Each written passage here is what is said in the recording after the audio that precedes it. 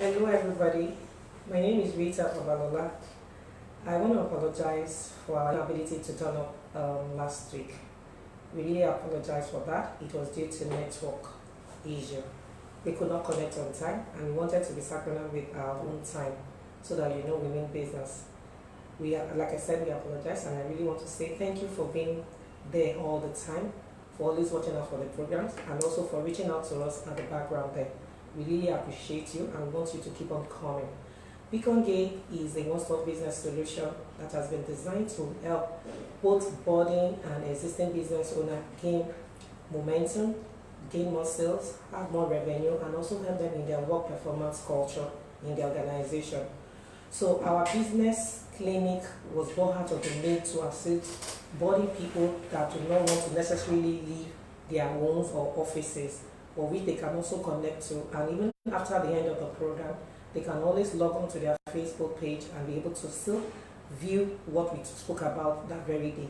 So for today I'll be sharing something with you that is very important, that is like preventing some people out there from being who they are supposed to be, and also for also helping entrepreneurs that have also gotten stuck in one particular position or the other and are not seeing progress in their business.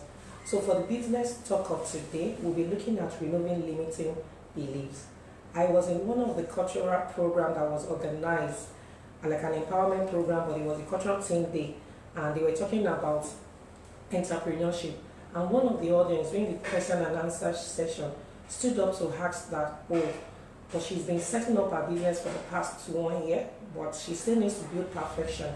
So what I shared that will also be some of the things we're going to talk about today in terms of removing limiting belief, because it can hinder you from being who God has ordained you to be. So for the limiting belief, what do you even understand by limiting beliefs? Limiting beliefs are truths, semi-truths that you have turned to truth. They are thoughts that you have turned into your belief system. You've turned it into a belief, and gradually it becomes a reality. When it becomes a reality, it will prevent you from achieving what you have meant to achieve in terms of your business. Let me use on a personal level.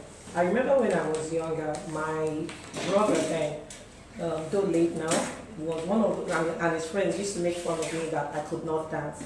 And because of this particular statement, I took this to heart, because whenever we're having dancing competition, when we're in parties and they're dancing, they always make fun of me.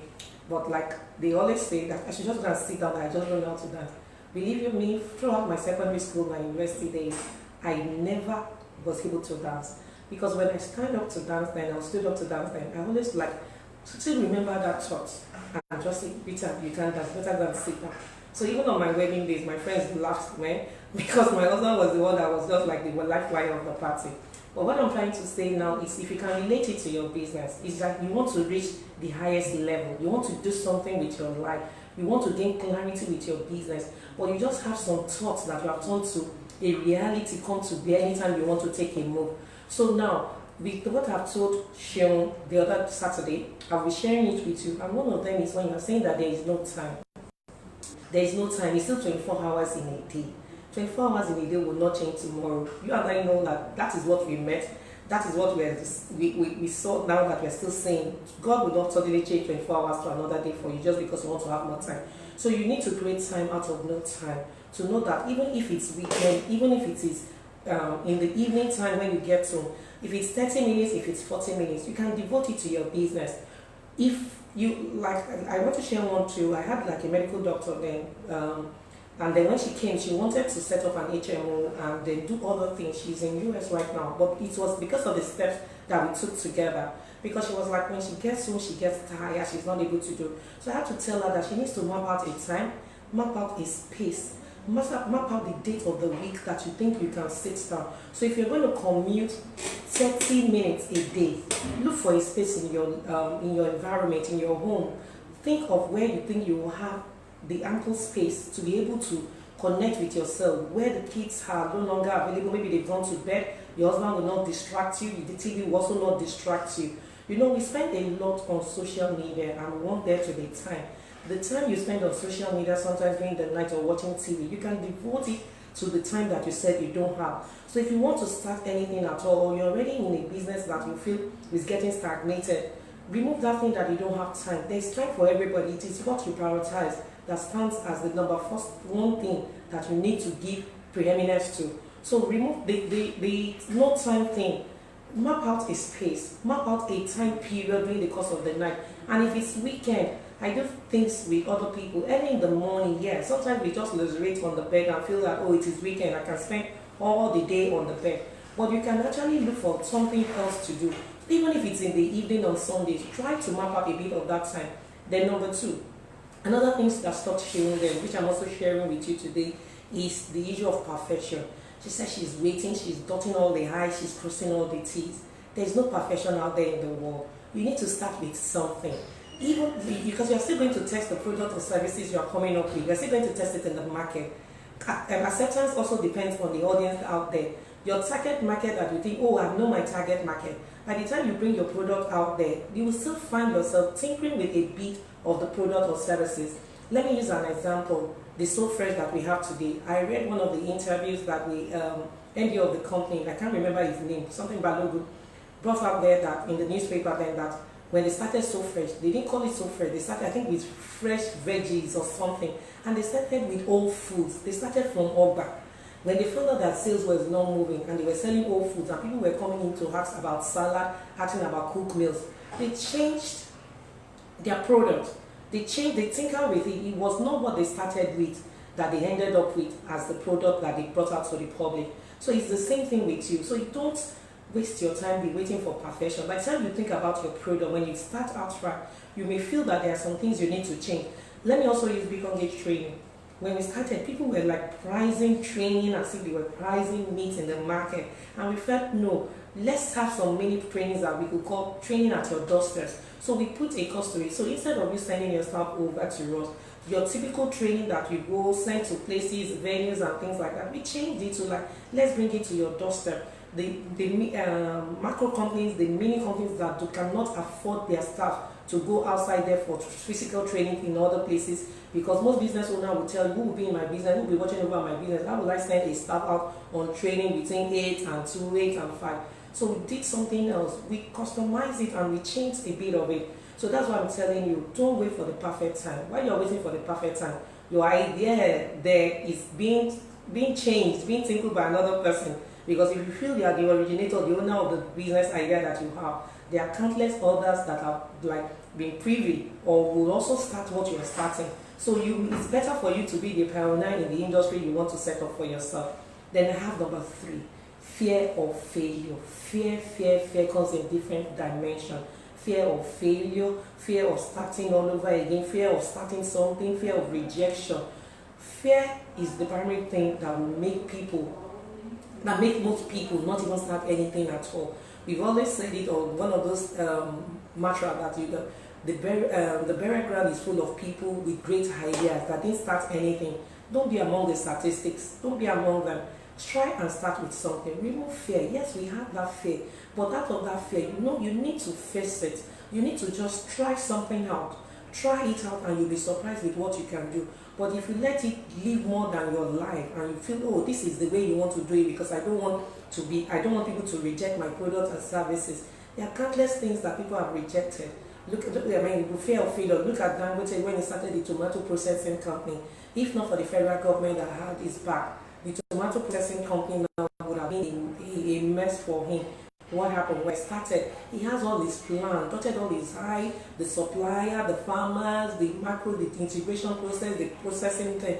But at the end of the day, he didn't factor in the differences in Nigeria in terms of supply. They did a mega factory, but the supply was not enough. So they had to go back to the drawing table. There is no harm in going back to the drawing table when an idea fails or that it doesn't live up to expectation. With time, with consistency, you will get there.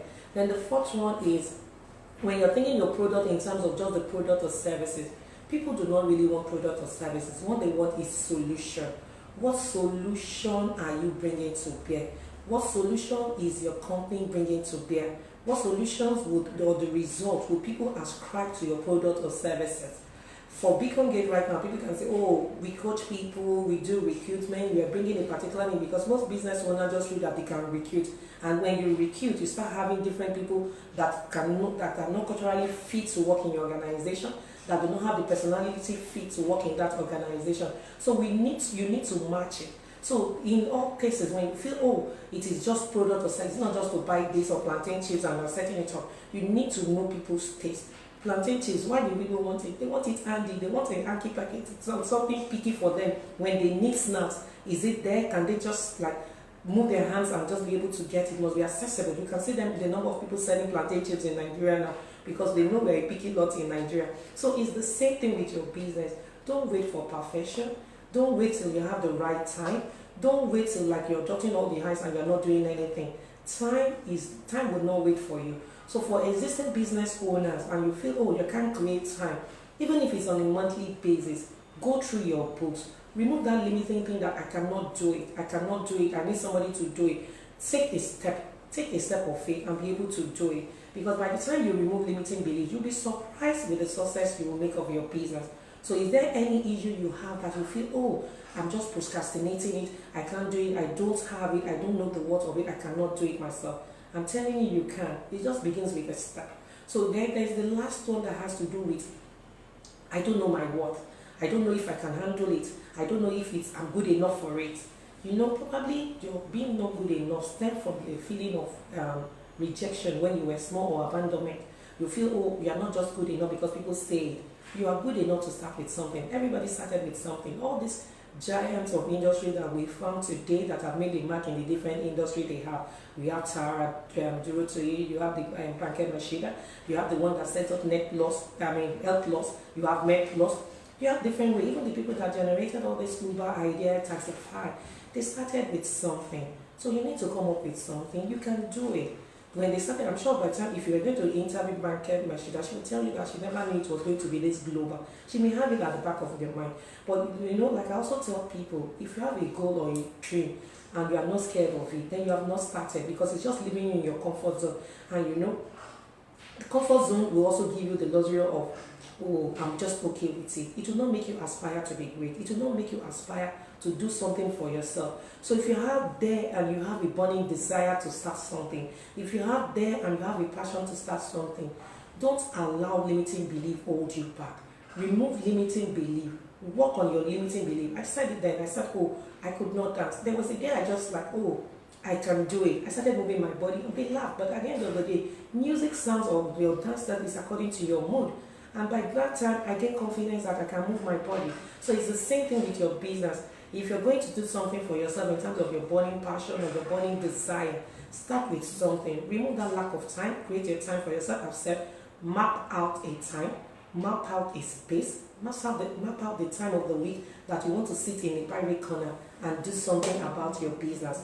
And then the fear of rejection. People will be rejected. You will make mistakes. There is no businessman out there that has not made one mistake or the other. I use Dangote with the tomato factory. He's still moving on. He has other ideas. We make mistakes in life because there is no way you will not learn from mistakes. Mistakes are like the stepping stone for you to try again and forget what you have made, and then you can improve on it. There is no product or services. If you're going to have any businessman there, what has happened to their business or their business idea, they will tell you. They think out with it. They improved on it. They improvised on it. So that is the same telling you out there. You can do it. Don't let limiting belief hinder you from being an entrepreneur if you want to be an entrepreneur. If your indices are right and you feel, oh, you want to start, you can start. So I will come to the end of the show for today. My name is Rita Babalola. And let me also tell you that we'll be launching an online business school where you can also have access to most of these tools that I share with you here. You have resources if you want to launch your business. There are modules there that will tell you how to choose your business idea, what ideas are profitable for you to run your business with, and then when you come up with the ideas, how do you sieve and know that if your idea is going to be profitable? So those are things that you will learn on online. I'll keep you posted as soon as as events are unfolding. Thank you very much.